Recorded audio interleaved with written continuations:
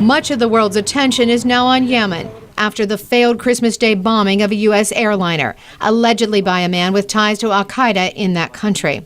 The United States is asking Yemen for help in restricting al-Qaida's activities. Secretary of State Hillary Clinton called the situation a, quote, difficult set of challenges during a joint appearance with the Prime Minister of Qatar. The spillover effects from instability directly impact the neighbors.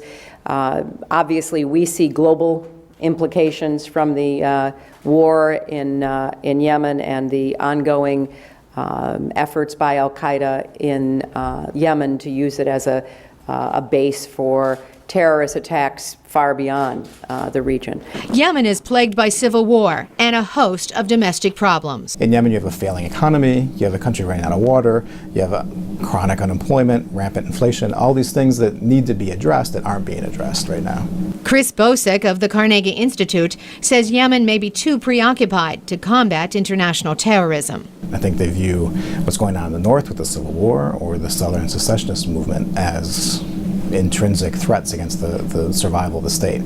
Al-Qaida or Islamist terrorists don't threaten the survival of the state the same way that half the country seceding does. So while the Yemeni government has been eager to fight terrorism, they've done it when it matches with their needs. The United States is hoping to meet those needs with money. U.S. Army General David Petraeus met over the weekend with Yemen's president to discuss security and cooperation. Petraeus told President Ali Abdullah Saleh that Washington will more than double its anti-terrorism aid to $140 million.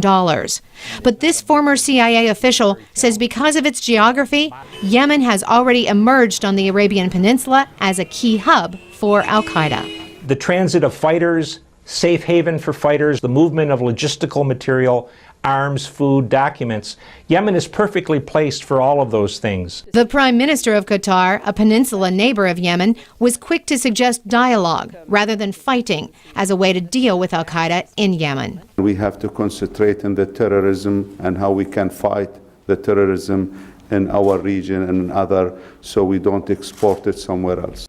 Some analysts agree that military force could backfire and end up strengthening al-Qaida. Carolyn, Presutti, VOA News.